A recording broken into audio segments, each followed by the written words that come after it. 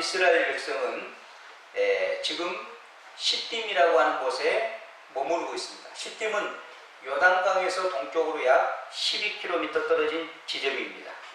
그곳에서 바로 보면 여리고성이 보이거든요.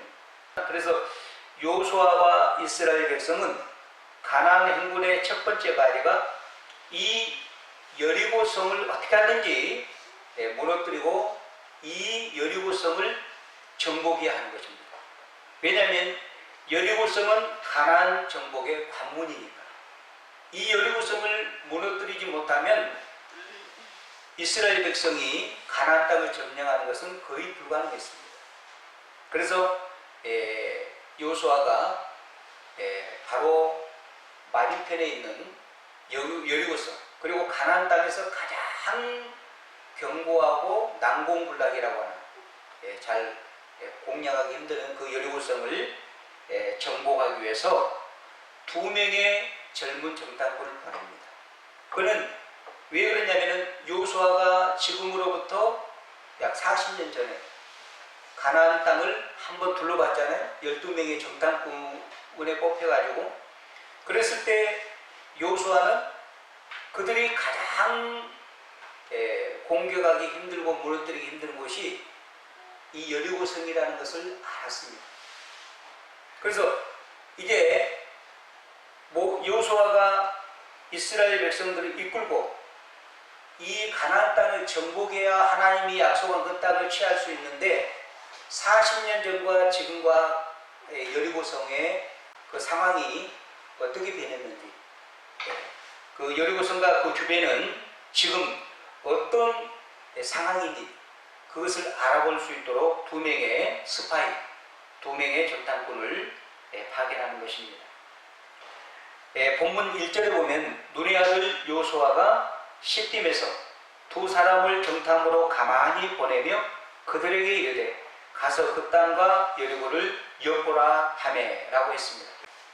이곳에서 여리고까지는 하루길이면 갈 수 있는 거리입니다. 하루길이면, 하루 걸어서 갈 수 있는 거리가 시딤에서 여리고성까지 거리입니다. 여호수아는 이곳에서 2명의 정탐꾼을 뽑아 가만히 여리고성과 그 지경을 살펴보고 오도록 정탐꾼을 파견합니다. 이거는 지도자 여호수아 혼자 계획합니다. 백성들에게 알리지 않았어요. 혼자. 그는 이미 40년 전 모세 때 갈렙을 비롯한 12명의 정탐꾼과 은밀히 가나안 땅을 정탐한 경험이 있습니다. 그때 저들은 모세의 비밀스러운 행동 대원이었죠. 그 중에 한 사람이 여호수아였습니다. 여호수아는 2명의 젊은 정탐꾼을 백성들 몰래 은밀히 보내죠. 왜냐하면 그는 목숨을 건 전투를 앞에 두고 이제 가나안 땅에 들어가면 목숨을 건 전투를 해야 되잖아요. 그냥 하나님이 적과 꿀이 흐르는 땅을 그냥 이스라엘 백성들에게 그냥 열어놓은 것이 아니고 그 가나안 거인족과 싸워서 그 가나안 땅을 정복해야 되니까요. 그래서 이렇게 엄중한 전쟁을 앞두고 그가 40년 전에 정탐했을 때와 지금 여리고성과 그 주변 상황이 얼마나 다르고 또 중요한 정보를 알아보기를 원해서 2명의 정탐꾼을 보낸 것이죠. 그래서 여호수아는 2 정탐꾼에 가서 그 땅과 여리고를 엿보라고 명령합니다. 여리고성은 가나안의 관문으로 이것을 공략하지 않고는 가나안 땅을 정복하는 것은 사실 불가능할 정도로 힘들었습니다. 고고학자들에 의하면 여리고성은 벽이 이중벽입니다. 이중벽. 외벽이 있고 내벽이 있는데 그 높이가 한 12m, 막 14m 이렇게 굉장히 그리고 높고 그걸 또 기어 올라가야 되고 굉장히 그 성이 견고했는데 그 이중벽으로 되어 있습니다. 그러니 여리고성을 인간의 방법으로 무너뜨린다는 것은 굉장히 힘든 거였습니다. 그래서 여호수아는 어떻게 하든지 여리고성을 무너뜨릴 수 있도록 새로운 정보나 40년 전과 상황이 어떻게 다른지 그거를 알아보기 원해서 몰래 2명의 정탐꾼을 보낸 것이죠. 그래서 저들의 요수아의 마음에는 최우선적으로 여리고성 공략이 자리를 잡은 것입니다. 어떻게 하든지 여리고성을 쳐야, 북쪽과 남쪽 가운데를 쳐야 뭡니까? 북쪽과 남쪽을 갈라놓아서 그리고 남쪽을 공격하고 북쪽을 공격해서 가나안 땅을 점령하는 그런 전략을 세운 겁니다. 그래서 이 여호수아의 이 전쟁 전략을 메가더 장군이나 1차 세계대전 때 영국의 장군도 이용했던 것입니다. 그렇지 않으면 여리고성을 치지 않으면 북쪽의 연합군과 남쪽의 연합군이 합세해가지고 이스라엘 백성들을 상대하면 이스라엘 백성들은 가나안 7족속을 물리칠 수가 없었습니다. 그걸 여호수아는 안 거예요. 왜냐하면 40년 전에 그 가나안 전 지역을 정탐했습니다.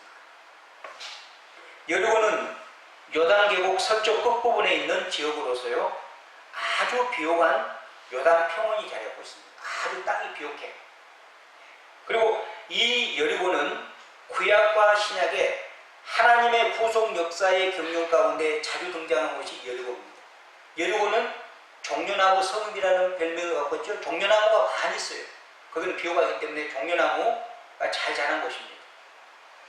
그래서 신약의 이 성은 여호수아가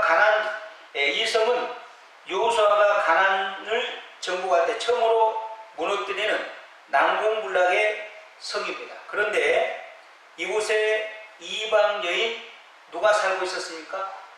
기생 라합이 살고 있었습니다. 그리고 기생 라합이 믿음으로 구원받는 역사가 여호수아서에 나타나고 있습니다. 신약에서는 우리 주님께서 이 여리고성에서 세리장 삭교를 부르셔서 구원하는 사건이 나옵니다. 또 이 여리고성에서 소경 거지 바디메오가 주님을 만나서 눈이 뜨임받고 치유받는 그런 놀라운 역사가 기록된 곳이 여리고성입니다. 그러니까 이 여리고성은 신구약에 있어서 구원 역사에 있어서 아주 중요한 지역인 것이죠. 마침내 정탐꾼으로 파견된 두 젊은이는 여리고성에 들어가 누구의 집으로 들어갑니까? 기생 나합의 집. 기생 나합인데 성경학자들은 이 나합이 여간집 주인이고 그의 지금은 뭡니까? 기생이에요. 그런데 여간집 주인이었고 직업이 기생이었습니다. 그렇게 말합니다. 그래서 보통 그 당시에는 뭐 호텔이라든지 이런 것이 없었으니까 여간에 사람들이 많이 들락거릴 거 아닙니까? 그러니까 그곳에 가면 사람들을 통하여 이런저런 정보를 쉽게 얻을 수 있고 또 사람들이 많이 들락거리니까 잘 사람들의 눈에 덜 띄니까 아마 기생 나합의 집에 가서 유숙한 것 같습니다. 여간이니까 잠자기도 편하고.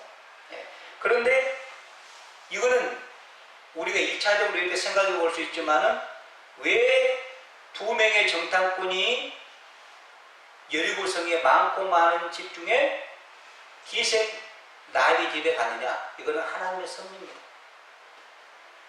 하나님께서 그렇게 두 정탐꾼을 기생 나합의 집으로 인도한 것입니다. 이걸 넓게 보면은 그렇다는 것이죠.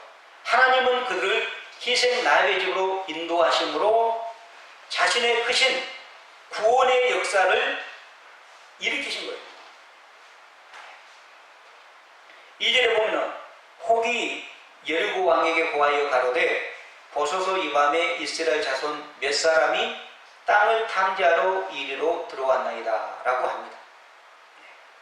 그러니까 지금 여리고성 주민들은 이스라엘 백성들이 지금까지 40년 동안 그렇게 출애굽하면서 홍해를 가르고 그리고 그 요단 동편의 두 왕 시온과 옥을 물리치고 그 강력한 이런 모든 사실에 대해서 다 들었다고 풍문으로 들었다고 말입니다. 이스라엘 백성 뒤에는 전능하신 하나님이 계셔서 저들을 상대하면 우리는 패배할 수밖에 없는, 그래서 사실은 부정탐꾼의 보고에 의하면 지금 누가 떨고 있었습니까? 누가 간담이 놓고 있었습니까? 누가 지금 정신이 혼미해서 전의를 상실하고 있었습니까? 여리고성 주민들이. 여리고성 주민들이. 이걸 뭘 말하겠습니까? 사실 그러니까 우리가 세상을 어떻게 보면은 우리가 세상을 두려워하잖아요. 하나님을 믿는 백성으로. 취업하기가 두렵고 인간관계에 대해서 때로는 두려울 수 있고 이런저런 경제적인 문제, 건강의 문제, 이런저런 문제로 세상이 두렵고 인생 사는 것이 두려움을 느낄 때가 있잖아요. 우리가 때로는 마귀를 겁낼 때도 있잖아요. 이거는 비정상인 거예요. 지금 우리가 전능하신 하나님을 믿으면 세상이 우리를 사실은 두려워해야 정상입니다. 마귀가 우리를 두려워해야 정상입니다. 40년 전에 갈렙과 요수아가 있은 것처럼 10명이 정탐하고 와서 부정적인 보고를 할 때 그게 무슨 말이냐 옷을 찢으면서 아니다. 하나님이 우리 편이시면 하나님이 우리와 함께 하시면 저들은 우리의 먹이다. 저들은 우리의 밥이다 하고 외쳤습니다. 지금도 그래야 됩니다. 사탄이 우리를 쫓아야 그게 정상인 것입니다. 우리가 사탄을 겁낸 것이 아니고 우리가 세상을 겁낸 것이 아니고 세상 사람들이 정말로 하나님의 진실한 크리스찬들을 인정하고 두려워해야 그게 정상인 것이죠. 오늘 본문을 보십시오. 이스라엘 백성들, 여호수아를 비롯해서 이스라엘 백성들은 인간적으로 어떻게 하면 저 난공불락의 여리고성을 무너뜨리고 가나안 땅 그 거인족, 자이언트 그들을 물리칠 수 있을까? 그들은 천년권을 가지고 있었는데 인간적으로 두려워했죠? 여호수아도 두려워했잖아요. 마음이 두렵고 겁이 나서 하나님께서 여호수아를 강하고 담대, 마음을 강하게 먹고 극히 담대라고 하나님이 3번이나 1장에서 말씀하시잖아요. 그런데 두 정탐꾼이 와서 보고해 본 바에 의하면 사실은 지금 어느 사람들이 간담이 놓고 있어요? 여리고성 사람들, 여리고성 사람들. 20몇 절입니까? 24절에 나옵니까? 또 여호수아에게 이르되 진실로 여호와께서 그 온 땅을 우리 손에 주셨으므로 그 땅 모든 주민이 우리 앞에 간담이 녹도이다 하더라. 보십시오. 이게 정상이라고 말이에요. 정탐꾼들이 정말 은밀히 여리고성에 잠입했지만 그 사실이 바로 탄로납니다. 왜 그러냐면은 여리고성 주민들은 이스라엘 백성들에 대한 그 모든 행적을 다 듣고 있었어요. 그들의 배후에는 전능하신 하나님이 있다는 사실을 알았어요. 그렇기 때문에 초비상 상태에 있었던 거예요. 경계태세가 철저했어요. 그러니까 이상한 사람 두 사람이 있더라면 대번에 그 사람을 발견하고 왕에게 어떻게 했다고요? 보고하잖아요. 이것을 보면 이미 이스라엘 백성에 대한 저들은 두려움을 갖고 철저한 경계를 하고 있었다는 것을 우리가 알 수 있습니다. 나중에 기셀이 나합이 정탐꾼들에게 고백한 사실을 통해서도 잘 알 수 있죠. 본문 8절로 10절 봅니다. 또 그들이 눕기 전에 나합이 지붕에 올라가서 그들은 두 정탐꾼이죠. 그들에게 이르러 말하되 여호와께서 이 땅을 너희에게 주신 줄 내가 아노니 우리가 너희를 심히 두려워하고 이 땅 주민들이 다 너희 앞에서 간담이 녹나니 이는 너희가 애굽에서 나올 때에 여호와께서 너희 앞에서 홍해물을 마르게 하신 일과 너희가 요단 저쪽에 있는 아모리 사람의 두 왕 시온과 옥에게 행한 일 곧 그들을 전멸시킨 일을 우리가 들었음이니라. 보십시오. 여리고성 사람들은 이스라엘 백성 배후에는 누가 계신 것을 알았습니까? 전능하신 하나님, 말씀으로 우주 만물을 창조하시고 말씀으로 죽은 자를 살리신 전능하신 하나님, 그분이 역사하고 있는 것을 그들은 알았기 때문에 간담이 녹았습니다. 정신이 혼미해서 어떻게 저들이 쳐들어오면 대항할 그런 대책이 사실은 없었던 것이죠. 두려움에 떨고 있었던 것이죠. 여리고성 사람들은 이스라엘 백성 배후에는 전능하신 하나님께서 계셔서 인간으로서는 도저히 행할 수 없는 일들을 행할 수 있는 두려운 존재들임을 알고 있었습니다. 누가 도와주십니까? 하나님이 도와주십니다. 그런 채 정탐꾼이 여리고성에 들어온 사실이 알려지자 여리고성은 삽시간에 어떻게 됐습니까? 초긴장 상태에 이른 것입니다. 비상상태에 이른 것입니다. 3절에 여리고 왕이 나합에게 기별하여 가로되 내게로 와서 내 집에 들어간 사람들을 끌어내라. 그들은 이 온 땅을 탐지하러 왔느니라. 왕에게 이 보고가 들어간 거예요. 그래서 여리고 왕이 수설 때 다시 말하면 체포조를 기생 나합의 길에 파견합니다. 그 정탐꾼 스파이를 잡으려고. 기생 나합은 이미 두 정탐꾼을 숨겨진 상태죠.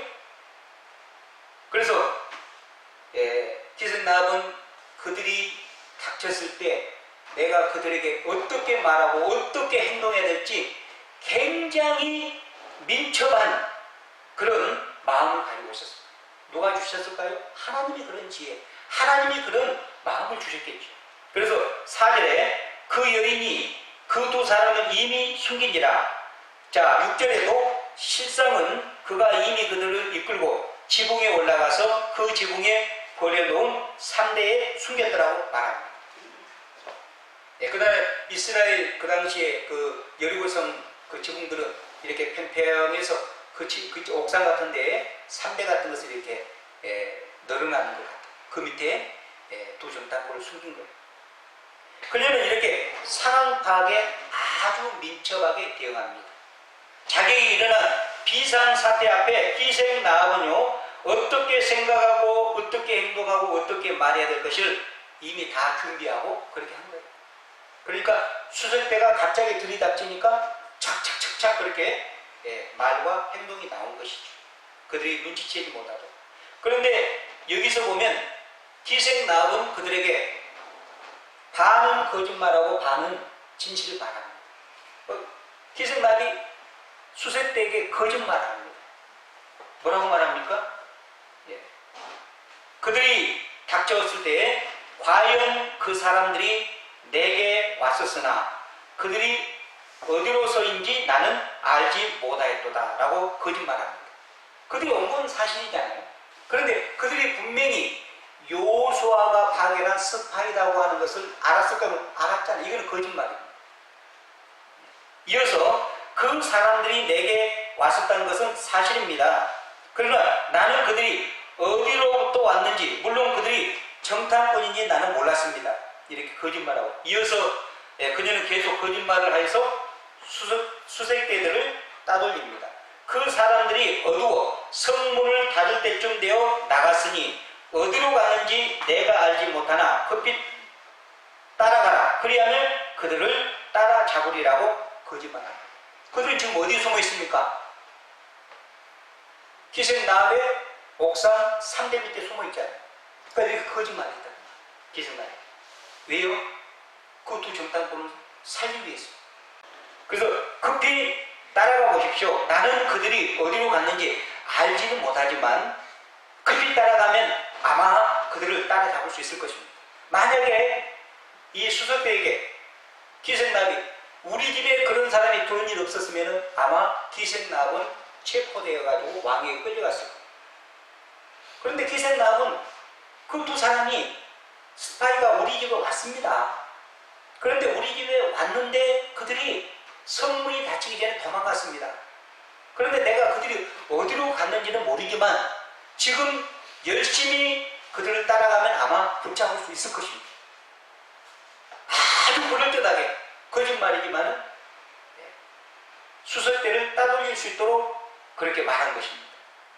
그녀는 이렇게 수색대들을 감쪽까지 속에서 급히 따돌립니다. 그 결과 7절에 나옵니다. 그 사람들은, 그러니까 왕이 보낸 체포조절 수색대들은 요단 나루터까지 그들을 쫓아갔고 그들을 뒤쫓는 자들이 나가냐고 성문은 닫았더라.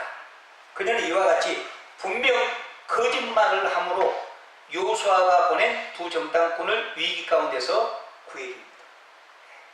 그녀는 자신의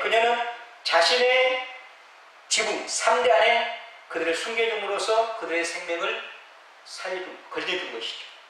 그래서 학자들 간에 그녀의 말과 행동이 거짓말이다, 아니다. 기생남의 그 말 행동은 죄다, 아니다. 이런 큰 논쟁을 벌입니다. 그런데 우리 장로계 창시자 존 칼빈 선생은 그것은 인간적인 윤리 문제가 아니므로 용서받을 수 있다고 말했습니다. 또 어떤 유명한 분은, 학자는 그녀가 한 것은 믿음으로 한 것이기 때문에 죄가 될 수 없다고 말했습니다. 그러면 여러분은 어떻게 생각합니까? 여러분은 어떻게 생각해요?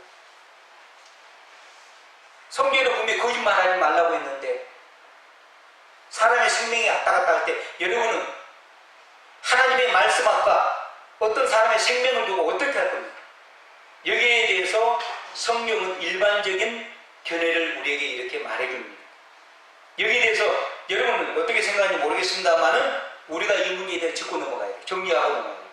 우리가 받아들일 수 있는 일반적인 견해는 이런 상황일 때 내가 참말을 하면 정말로 뭡니까? 일제시대 때 애국운동을 한 사람들 많이 있었잖아요. 그런데 그들의 목숨을 살리기 위해서 자기 거처를 제공하고 일본 경찰들에게 거짓말한 사람이 많았잖아요. 그게 나중에 발각이 돼가지고 고문을 당하고 그래도 끝까지 입을 열지 않았잖아요. 죽어가면서. 그러면 그런 사람들은 저 사람은 거짓말했으니까 하나님의 말씀을 위배했네. 우리가 이렇게 쉽게 말해야 되냐 그 말입니다. 여기에 대해서 성경은 뭐라고 말합니까? 일반적인 우리가 받아들일 수 있는 견해는요, 신자가 하나님의 원수를 막기 위해서 그리고 하나님의 뜻을 이루어드리기 위해서 숨긴 윤리적 행위를 죄라고 할 수 없다. 그렇게 말하고 있습니다.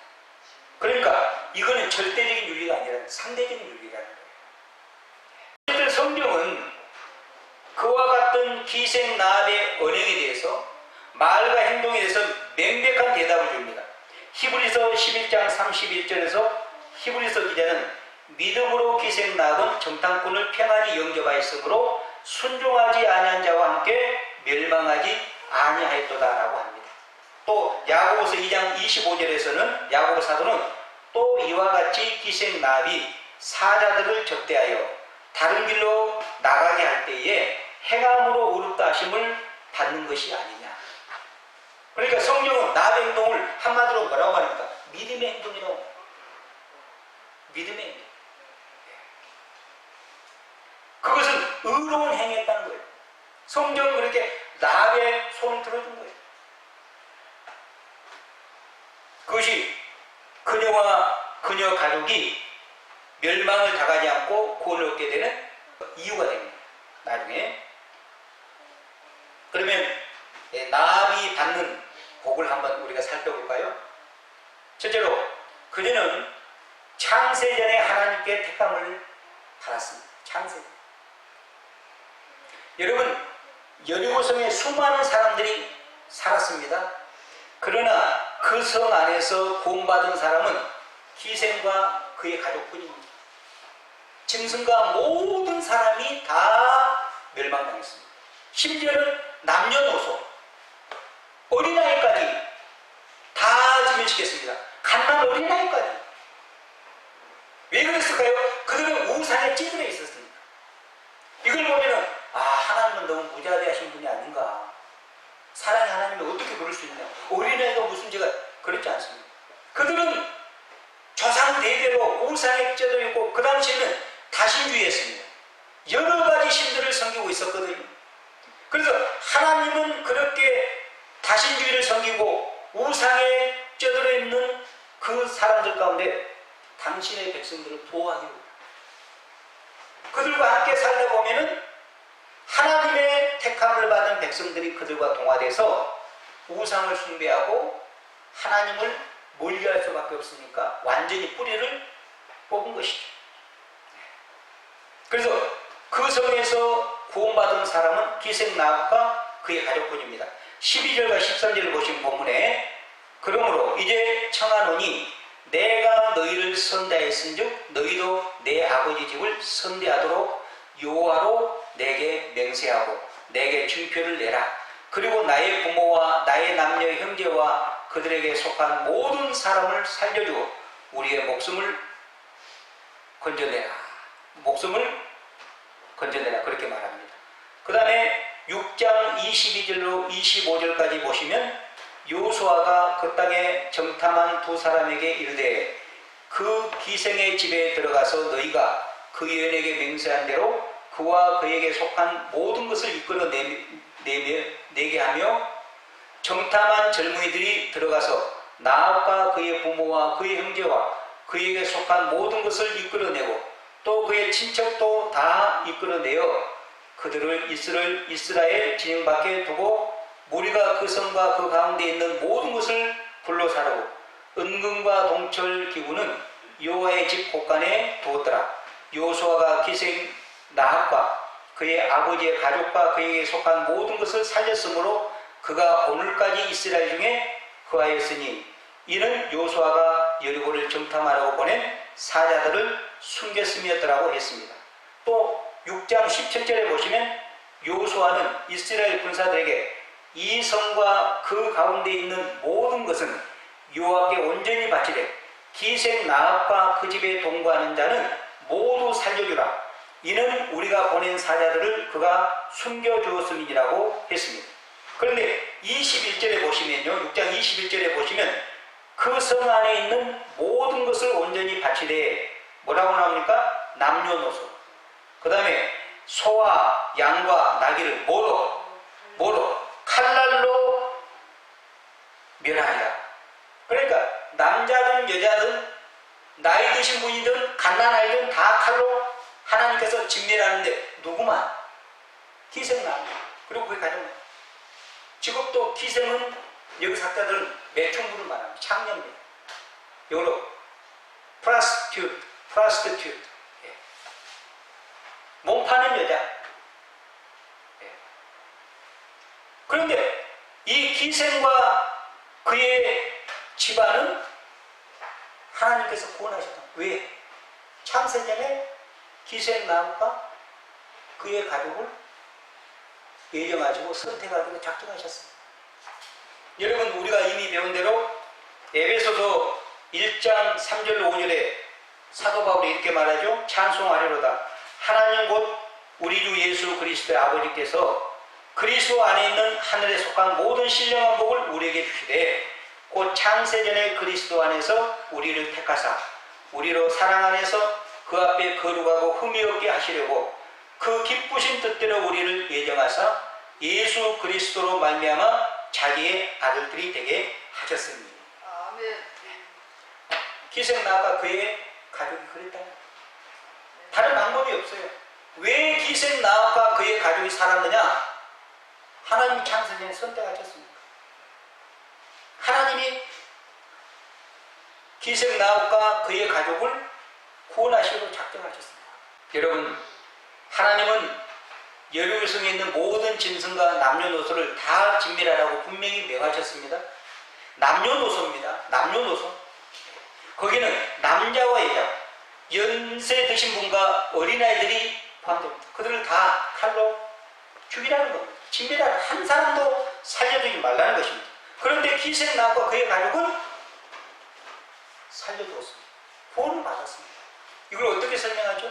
하나님께서 창세전에 그녀와 그의 가족을 구원하지 아니었다면 이런 일이 일어날 수 없는 것입니다. 하나님께서는 자신의 절대 주권으로 기생나합과 그녀의 가족을 살리기로 이미 창세전에 예정하시고 작정하신 것입니다. 사랑하는 여러분, 그녀의 직업은 기생이라고 했습니다. 기생은 모든 사람들에게 손가락질 받는 직업 아닙니까? 기생이 뭡니까? 창조하지 않습니다. 우리 하나님은 그 사람이 어떤 사람일지라도, 과거 어떤 일을 하고 어떤 삶을 살았을지라도 창세전에 선택하기로 작정된 사람은 어떤 방법을 써서라도 하나님은 어떻게 하신다? 구원해 내시고 맙니다. 할렐루야. 그러니까 하나님 앞에 매맞고 하나님 앞에 두드려 맞고 돌아오는 것보다 먼저 하나님 앞에 항복하는 것이 훨씬 지혜롭습니다. 내가 하나님 앞에 선택받은 백성이라면 하나님은 우리 인간은 어떤 방법을 써서라도 그 사람을 끄집어서 하나님의 전에 앉혀놓고 맙니다. 하나님을 믿게 만들고 마십니다. 하나님은요, 당신이 선택한 백성들이 있는 곳은 어디든지 반드시 가십니다. 요한복음 4장에도 비슷한 이야기가 나옵니다. 우리 예수님께서 유대에서 갈릴리로 지나가시는데 그 사이에 사마리아가 있습니다. 북쪽에는 갈릴리, 중간은 사마리아, 남쪽은 유대. 그렇게 되어 있거든요.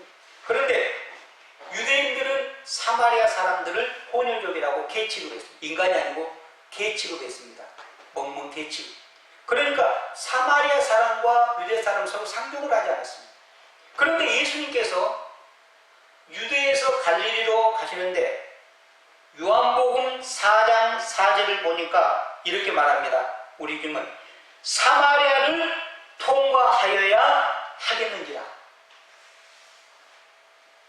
왜 하나님께서 사마리아성, 그것도 사마리아 수가성 우물가, 또 그죠?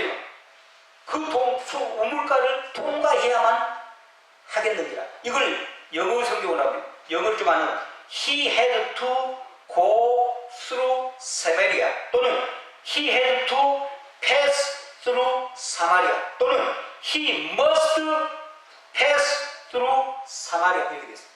must가 뭡니까? 해도 반드시 그렇게 해야만 된다는 거죠. 그렇게 하지 않으면 안 된다는 거예요. 왜요? 거기에도 하나님이 선택한 한 불쌍한 여인, 이름 없는 여인 누가 있었습니까? 수가성 여인, 사마리아 여인. 지금 남편 5명과 살고 있는, 여섯 번째 남편과 살고 있는, 이 남편 저 남편과 살아봐도 인생의 만족을 못 느끼고 5번째 남편하고 결혼도 하지 않고 살고 있는 이름 없는 사마리아 여인을 뭐하기 위해서, 구원하기 위해서 우리 주님은 그때 딱 맞춰서 사마리아 수가성을 통과해야만 했던 것입니다. 보십시오. 하나님은요, 하나님이 선택한 자가 있는 곳은 어디든지 반드시 가서 구원해 내고야 합니다. 저와 여러분도 그래서 구원받은 것입니다. 할렐루야. 아멘. 하나님의 은혜는 우리도 지난날 주님 밖에 있었을 때 희생 나합과 같았고 여기 있는 사마리아 여인처럼 인생을 방황하고 이런저런 죄를 다 짓지 않았습니까?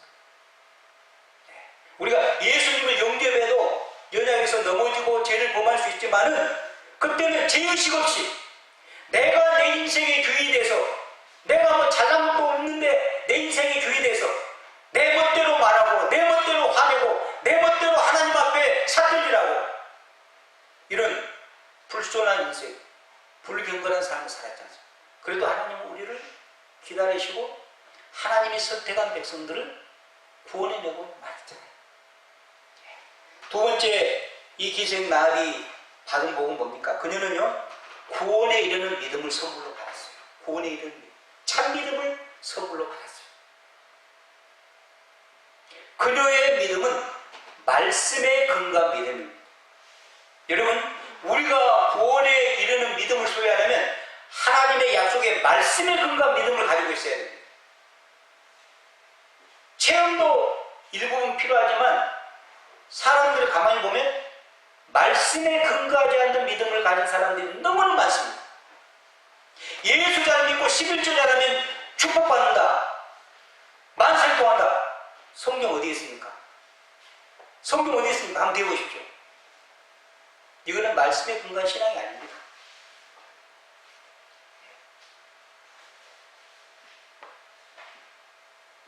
말씀에 근거하지 않는 신앙을 가진 사람들이 참으로 많습니다. 그런데 여기에 기생나합은 풍문으로 들었습니다. 풍문으로. 이스라엘 백성들에게 역사하신 하나님의 그 놀라운 일들을 풍문으로 들었는데 그 풍문으로 들은 것을 액면 그대로 믿었습니다. 액면 그대로 믿었는데 그녀가 믿은 내용을 한번 보겠습니다. 9절로 11절 제가 있습니다. 말하되 여호와께서 이 땅을 너희에게 주신 줄을 내가 아노라. 우리가 너희를 심히 두려워하고 이 땅 주민들이 다 너희 앞에서 간담이 높나니 이는 너희가 애굽에서 나올 때에 여호와께서 너희 앞에서 홍해물을 마르게 하신 일과 너희가 요단 저쪽에 있는 아모리 사람의 부하 시온과 옥에게 행한 일 곧 그들을 전멸시킨 일을 우리가 들었음이니라. 11절 우리가 듣자 곧 마음이 녹았고 너희로 말미암아 사람이 정신을 잃었나니 너희의 하나님 여호와는 하나님 여호와라고 말하죠. 너희의 하나님 여호와는 위로는 하늘에서도 아래로는 땅에서도 하나님이십니다. 유일하신 하나님이라는 것 고백. 그러니까 얘는 상천하지의 유일하신 하나님이니라. 너희가 섬기고 있는 분은 상천하지 위로도 하늘 위로도 땅에서도 오직 유일하신. 그 당시에는 다신주의 사회라 했죠. 그런데 그 모든 자신 중에서 하나님만이 참된 신이라는 것을 기생나합이 밝히고 있죠. 고백하고 있죠. 말씀에 근거한 신앙, 참된 신앙입니다. 기생나합은 풍문으로 들었지만 그 말씀을 액면으로 받아들이고 믿었다는 거예요. 그것을 우리가 또 어떻게 보면 알 수 있습니까? 야고보서 2장 25절에 보면 야고보 사도는 또 이와 같이 기생나합이 사자들을 적대하여 다른 길로 나가게 할 때 행함으로 의롭다심을 받은 것이 아니냐 그렇게 말합니다. 그리고 기생나합은 두 정탐꾼을 만났을 때 이거는 이스라엘 백성들이 보낸 정탐꾼이고 이 정탐꾼을 내가 숨겨줬다 발각되면 반역죄잖아요. 간첩을 숨겨준 죄잖아요. 요적죄잖아요. 간첩에게 이렇게 한 행위잖아요. 그러면 자기 목은 날아갑니다. 그럼에도 불구하고 하나님 상천하지에 유일하게 계신 하나님이 계심을 분명히 알고 믿었기 때문에 목숨을 걸고 신앙으로서 목숨을 거는 선택이에요. 하나님이냐 세상이냐 하나님이냐 내가 좋아하는 둘 중에 하나를 선택하는 거예요. 신앙은 선택입니다. 선택하고 거기에 대한 책임은 누가 집니까? 내가 지는 거예요. 그게 자유의지입니다. 기생나합은 믿음으로 하나님을 선택하는 거예요. 그리고 그 두 정탐꾼은 또 뭡니까? 그 수백들을 다 따돌리고 자기 창문에서 줄을 매달아서 무사히 빠져나가도록 돕잖아요. 이걸 보면 기생나합의 믿음은 참된 믿음입니다. 구원의 이름, 하나님의 말씀을 근거한 참된 믿음이라. 그런데 우리가 하이델베르크 요리문답 65문답에서 배웠죠? 우리가 참된 믿음 어디서 옵니까? 요약하면 성령님께로부터 온다고 배웠잖아요. 우리가 복음적인 하나님의 말씀, 하나님의 복음적인 강설, 하나님의 말씀을 들을 때 누가 역사하셔야? 성령이 역사하셔야 우리 마음속에 믿음이 생긴다고 했어요. 아무리 하나님의 말씀을 많이 들어도 아무리 유명한 목사님이 여기 서서 말씀을 선포해도 막 여러분 배꼽을 빼고 웃기고 말씀을 선포해도 성령께서 여러분의 마음에 감동을 주지 않고 성령께서 그 말씀에 역사하지 않으면 여러분은 그 말씀을 믿지 못하는 거예요. 믿으십니까? 아멘이십니까? 아멘. 그래서 사도 바울 고린도전서 12장 3절에서 뭐라고 합니까? 성령이 아니고서는 우리가 예수를 뭐라고 할 수 없다고요? 주님, 주라고. 우리가 예수님, 주님. 예수님은 내 인생의 주인입니다. 예수님은 나의 왕이십니다. 이렇게 진정으로 인정할 수 있는 것은 우리 마음속에 누가 역사하셔서 성령께서 내가 믿습니다. 주님은 나의 왕이십니다. 100번 해보세요. 믿음이 생깁니까? 안 생깁니다. 성령께서 역사하실 때만 생기는 거예요. 그래서 믿음은 선물이에요. 이 선물을 기생나무는 받은 거예요. 최고의 선물을 받은 거죠. 저와 여러분도 이 선물을 받은 줄 믿습니다. 아직 여러분 가운데 이 선물에 대한 확신이 없는 분들은 하나님 앞에 시간을 투자하십시오. 하나님의 말씀을 읽고 이 선물을 간절히 사모하시고 받으려고. 그런 자에게 하나님께서 이 선물을 주시지, 줘도 그만 안 줘도 그만, 그냥 이 선물에 대해서, 내 영혼의 구원의 문제에 대해서, 성령에 대해서, 성령의 은사에 대해서 갈망이 없으면 하나님은 주시지 않는 거예요. 줘봤자 가치를 모르거든요. 줘봤자 가치를 모르고. 세 번째로 이 기생나귀 받았던 복이 뭔지 아십니까?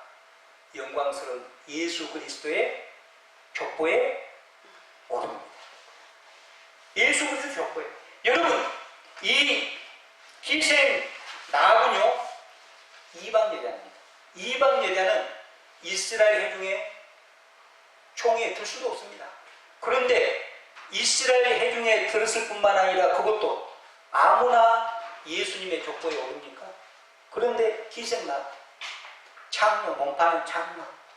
그런데 이 기생나귀 정말로 믿음으로 반응했더니 하나님이 그녀를 예수 그리스도의 족보의 바늘에 올려놓고 있습니다. 여러분, 마태복음 1장 5절에서 6절에 보면 살몬은 나백에서 보아스를 낳고, 그러니까 나백의 남편이 누굽니까? 살몬이죠. 살몬은 나백에서 보아스를 낳고, 보아스는 누덱에서 오벳을 낳고, 오벳은 이세를 낳고, 이세는 누구야? 아버지입니까? 다윗의 아버지 낳고, 이세는 다윗 왕을 낳으니라 하다가 쭉 내려가서 16절에 드디어 야곱은 마리아의 남편 요셉을 낳았으니 마리아에게서 그리스도라 칭하는 예수가 나시니라. 할렐루야. 그러니까 기생나귀, 이방 여인이 하나님의 은혜로 예수 그리스도의 족보에 오르는 이런 영광스러운 복을 받았다, 그 말입니다. 이건 뭘 말합니까? 주 안에 사랑하는 여러분, 여기에 있는 우리는 기생나귀보다 그래도 다 나을 겁니다.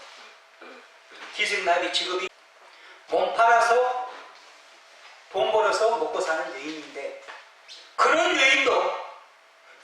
여인도 하나님이 구원하기로 선택하시고 성령을 통하여 참된 믿음을 주시니까 구원에 이르게 되고 나중에는 예수 그리스도의 족보의 바늘에 기록하게 되는 이런 복을 받았다, 그 말입니다. 왜 이런 말씀을 기록해 놨을까요? 그러므로 모든 인생, 내가 지금 어떤 상황에 있습니까?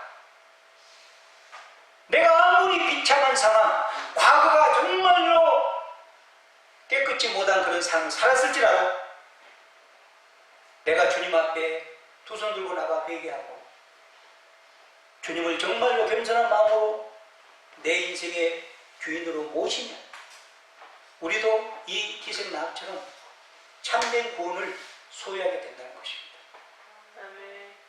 믿으시기 바라요. 그래서 우리에게도 소망이 있는 것이죠. 우리가 그래서 복음을 기뻐하는 것이죠. 복음은 은혜로 우리에게, 값없이 우리에게 주어지는 것이니까 기쁜 소식입니다. 우리가 돈 내는 것이 아니고, 우리가 무슨 노력한 것이 아니고, 우리의 행위로 받는 것이 아니고 믿음으로 받잖아요. 하나님의 은혜로 받잖아요. 단 어떤 사람이 겸손한 마음으로 나는 죄인입니다, 하나님의 은혜가 아니면, 예수 그리스도의 은혜가 아니면 나는 구제불능의 인간입니다. 하나님 나를 불쌍히 여겨 주십시오. 나에게도 기생나귀과 같은 이런 참된 믿음을 주옵소서 하고 빈손을 믿음으로 내밀 때에 우리 하나님께서 여러분에게 구원의 선물을 주시는 거예요. 그래서 내가 빈손을 내밀지 않냐면, 내 마음을 안 하겠어 끝까지 빈손을 내밀지 않냐면 하나님이 주고 싶어도 줄 수가 없는 거죠. 우리 인생들에게 자유의지를 주셨기 때문에 주안의 사랑하는 여러분, 오늘 우리는 기생나합을 통해서 우리 하나님의 그 사랑과 은혜를 우리가 살펴봤습니다. 기생나합은 창세전에 하나님께 예정을 믿고 선택함을 받은 그런 복을 받았습니다. 기생나합은 하나님의 말씀에 근거한 참된 신앙을 소유했습니다. 기생나합은 예수 그리스도의 족보에 오르는 영광스러운 복을 받았습니다. 저와 여러분도 우리가 귀에 있을 때에 예수 그리스도를 정말로 내 인생의 구주로, 내 인생의 주인으로 모셔서 그분의 말씀에 순종하고 그분의 말씀대로 살아내는, 우리도 장차 아브라함의 후손이고 기생나합이 들어갔던 영원한 새하늘과 새 땅에 우리도 입성하는 그런 영적인 복을 받아 누리는 저와 여러분이 되기를 주의 이름으로 축원합니다.